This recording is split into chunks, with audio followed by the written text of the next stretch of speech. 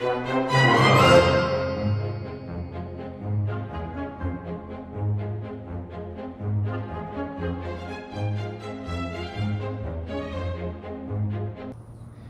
aí? Esse aqui é o vídeo de encerramento da cadeira de sistemas. Nele eu vou falar um pouquinho sobre o que a gente aprendeu na cadeira e relacionar tudo que a gente aprendeu com uma atividade que o professor pediu. Bem, a gente estudou os conteúdos básicos de gestão industrial, como gestão da produção, gestão de marketing e visão sistêmica. E a gente fez uma atividade que acho que quando o professor pediu, todo mundo deve ter ficado um pouco de cara, mas no final foi uma atividade muito legal, que foi construir um canteiro no campus da faculdade e cultivar alguma coisa, sei lá, alface, rabanete, para a gente aprender na prática tudo que a gente aprendeu na teoria em sala de aula e aprender a fazer o processamento desse alimento, divulgar dentro do campus para os outros professores e alunos comprarem. Bem, um dos primeiros conteúdos que a gente viu foi a visão sistêmica. A visão sistêmica parte do pressuposto que tudo está conectado. Ela não tenta explicar um mecanismo geral a partir de partes menores e não tenta usar essas partes menores para explicar um mecanismo maior. Por exemplo, imagina um relógio. As visões tradicionais explicariam o relógio como um conjunto de peças interrelacionadas, ponteiro, engrenagem, que vai fazer o relógio funcionar, ou explicaria as peças como parte do relógio. A visão sistêmica não. Ela entende que cada peça tem uma função própria e procura focar mais na relação das peças entre si do que num conjunto limitado. Ou seja, essas peças podem ter relação com o ambiente, com os outros móveis da sala e assim por diante. Numa indústria, isso significa que cada processo feito dentro da indústria não é só parte do processamento daquele alimento. Cada processo feito dentro da indústria tem que ter uma função social, uma função relacionada com o meio ambiente no qual a indústria está inserida. Então é basicamente isso a visão sistêmica, compreender que as coisas têm uma essência própria. Elas não são somente parte de algo e ao mesmo tempo estão relacionadas, todas, de alguma maneira, com algo maior. Outra coisa que a gente aprendeu foi a noção de cadeia de produção agroindustrial.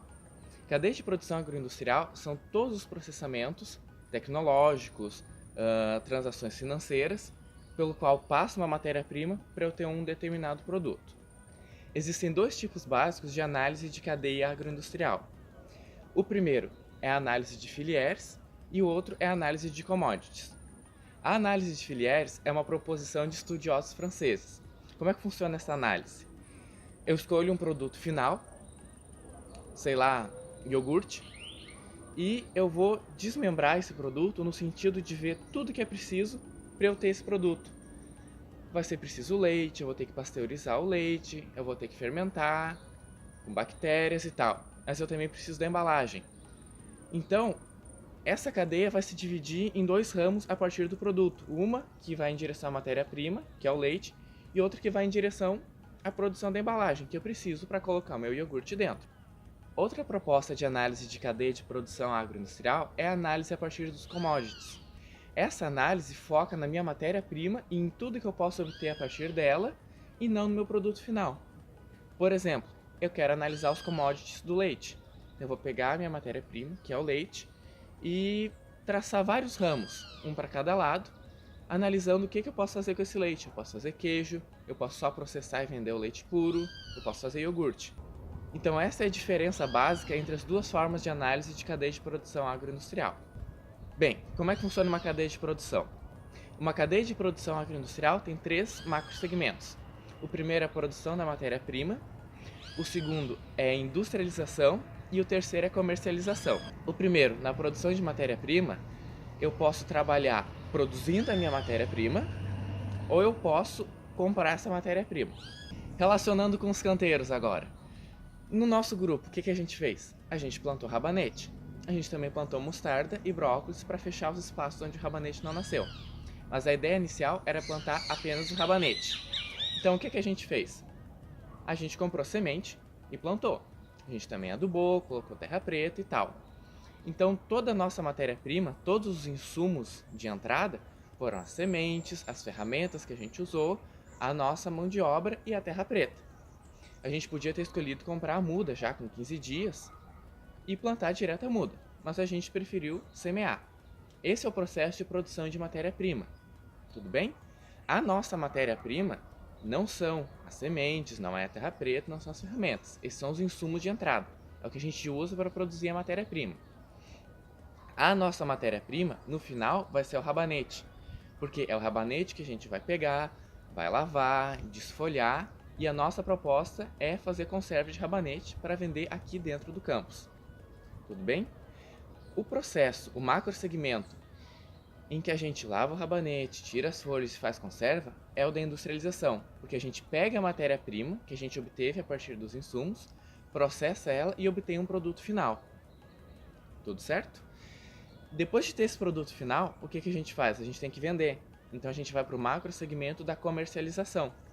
Na comercialização, a gente tem que ter uma visão do que o cliente quer, porque tanto a visão de marketing que a gente estudou, quanto a visão da própria cadeia de produção agroindustrial, parte do pressuposto que aquilo que o cliente quer é mais importante. Então, uma cadeia vai ser moldada de acordo com as necessidades e os desejos do cliente, e nunca o contrário. Entende? Eu nunca vou ter uma cadeia proposta, sei lá, por alguém, por um empresário, que vai dizer essa cadeia vai funcionar de uma maneira tal e o cliente vai ter que engolir esse produto. Não. É o que o cliente quer que vai moldar o processo dessa cadeia para chegar no produto final. Então, dentro do campus, pode ser um pouco difícil vender conserva de rabanete, mas o que as pessoas querem aqui dentro? Elas querem um produto feito pelos alunos, ou seja, elas não estão interessadas se vão comprar alface, se vão comprar rabanete. O que as pessoas gostaram dessa iniciativa dentro do campus foi que os alunos vão produzir algo dentro do campus e vão vender dentro do campus para os professores e colegas. Então a oferta que está sendo feita não é de uma conserva de rabanete, é de um produto que foi cultivado, que está todo mundo vendo, os canteiros, todos os dias, que foi cultivado dentro do campus, foi processado pelos alunos do campus e está sendo oferecido para os professores e colegas. Entende? Na verdade, a gente está vendendo um serviço junto com um produto. Tá legal? Porque, sério, um professor, eu conversei com ele, porque, assim, né, professor de faculdade não tem necessidade de comprar conserva de rabanete dos alunos. Então, até um professor que eu conversei, ele reclamou da gente estar fazendo rabanete e queria que a gente plantasse bergamota, né? Só que bergamota não ia crescer até o final do semestre para a gente colher e vender. Mas enfim, é assim que funciona uma cadeia de produção agroindustrial, tá?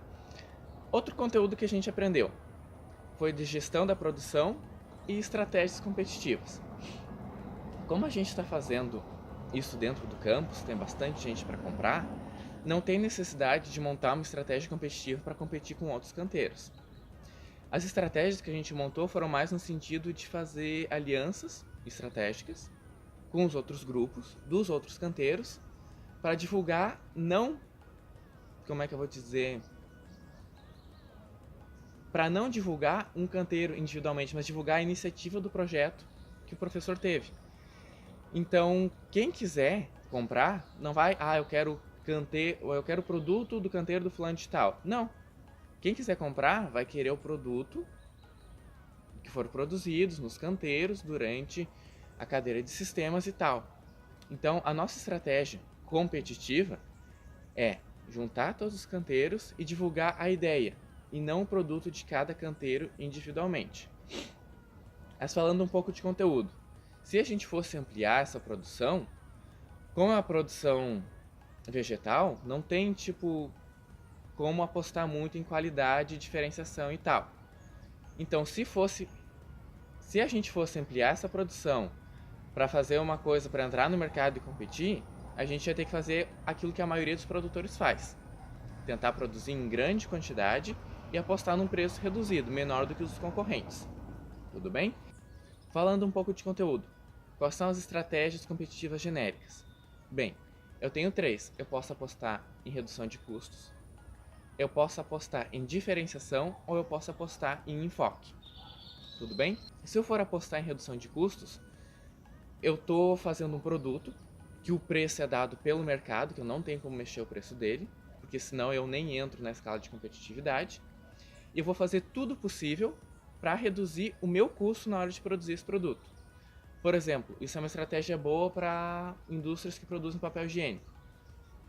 O papel higiênico tem um preço, ninguém vai pagar mais do que o preço que está ali no mercado, que é o papel higiênico, para comprar um papel higiênico melhor. Isso não existe. Então, as empresas que produzem papel higiênico vão ter que apostar em produção em grande quantidade e reduzir custos, através de simplificação de processos, acordo com fornecedores e revendedores, tudo para diminuir o custo de produção, para poder manter o preço para o consumidor final e ter uma margem de lucro maior. Tudo bem? Agora, outra estratégia competitiva é a de diferenciação. O que significa isso?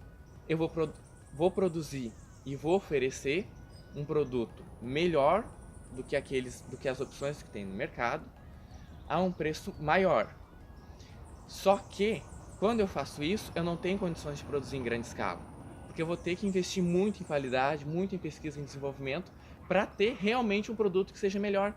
Senão não vai fazer diferença para o consumidor ter dois produtos iguais e comprar um que seja mais caro.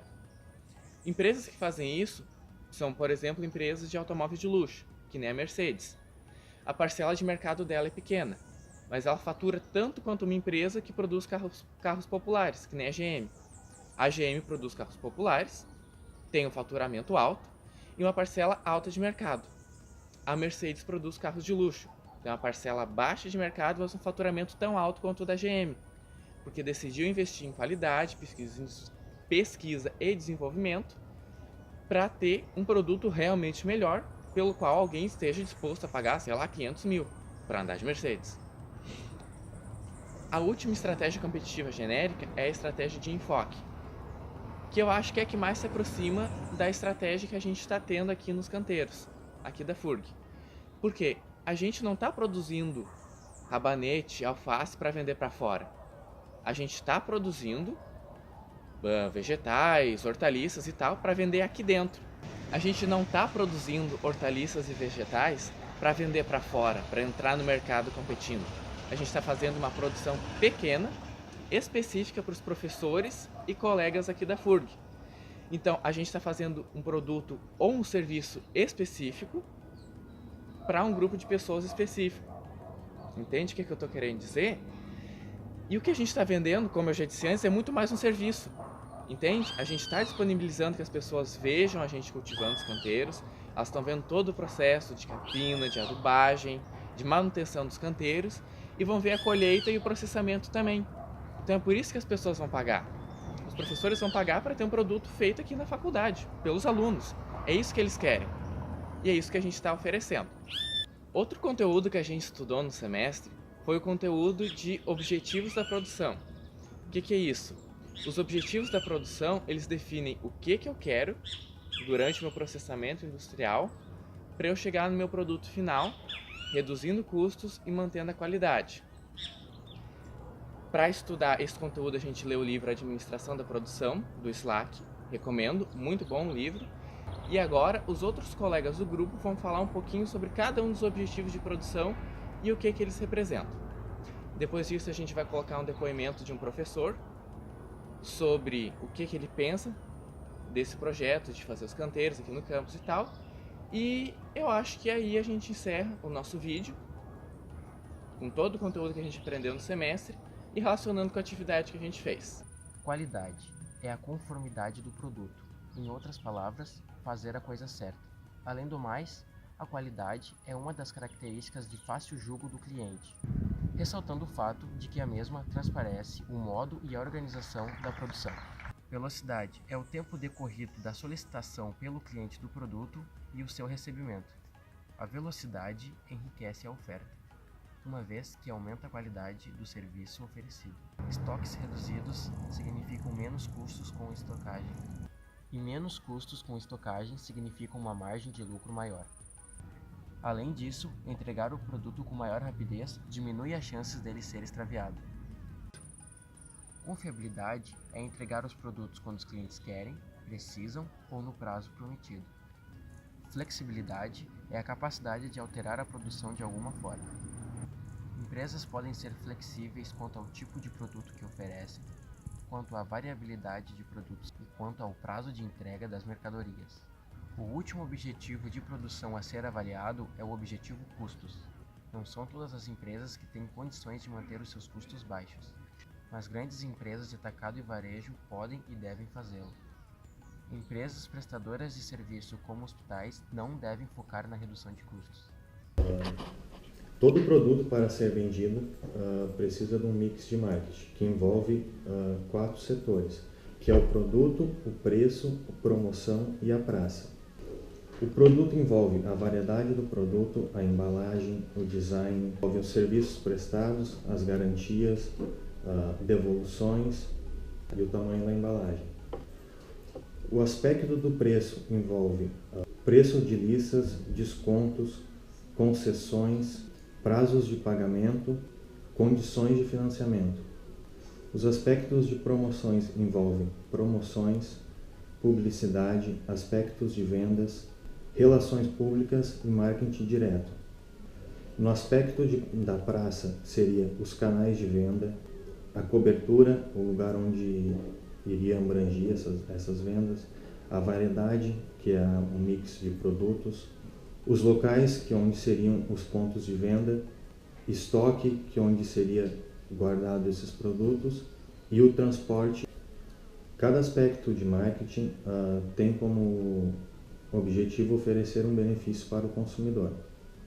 Dessa maneira, o produto é a solução para o consumidor, o preço é o custo para o consumidor, a praça seria a conveniência, o consumidor saber aonde e quando vai encontrar esse produto, e a promoção seria a comunicação com o consumidor, ou a venda direta, o marketing direto.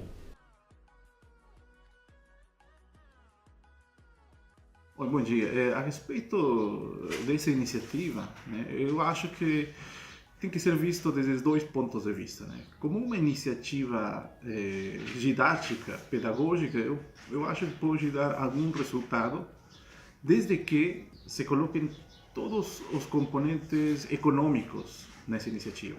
Né? Colocar componente econômico implica, obviamente, colocar todos os componentes nos elos da cadeia produtiva, e inclusive colocar o salário de vocês, né? As pessoas que estão envolvidas nessa atividade. Então, colocando o salário de vocês, colocando o preço da terra de alguma forma, né? Quanto que custa a terra, né? Se vocês tivessem que alugar um espaço determinado para colocar um canteiro, né, em um lugar X de Santa Catarina Patrulha, quanto custaria isso? Então, o que eu quero dizer isso? Se vocês colocam todos os componentes técnicos e econômicos dessa iniciativa, no final vocês vão ter, né, o custo real de colocar um produto para o consumidor final. Né? Então, desde esse ponto de vista, eu acho que pode ser uma iniciativa interessante. Essa é a primeira visão. Agora, a segunda visão significa o quê? Desde o ponto de vista comercial, né, vocês precisam ter muito cuidado. Né? Porque dependendo do produto, existem produtos que só funcionam com escala, né? Ou seja, é economicamente viável, né, se esse produto se faz, né, se produz, né, em grandes extensões de terra. Né? Isso implica centos de hectares, por exemplo. Né? Isso implica tecnologia, uso da tecnologia. Isso implica pessoas altamente qualificadas. Né? Vamos supor, se eu quero colocar um tomate no mercado, se eu quero colocar soja no mercado, não vai ser com um canteiro que eu vou colocar soja a um preço competitivo. Né? Eu preciso colocar soja, e para colocar soja no mercado a um preço do mercado, né, isso implica que eu preciso colocar a soja, para colocar essa soja eu preciso ter centos de hectares de terra, com maquinária, com tecnologia, com pessoas qualificadas que façam esse trabalho. Né? Então, dentro desta segunda visão que eu estava comentando, talvez essa atividade, né, pode ser uma atividade não rentável. Então, vamos separar os dois mundos. Desde o ponto de vista pedagógico, pode ser uma atividade interessante. Desde o ponto de vista econômico, essa atividade pode não ter os resultados que vocês esperam lá no futuro. Muito obrigado.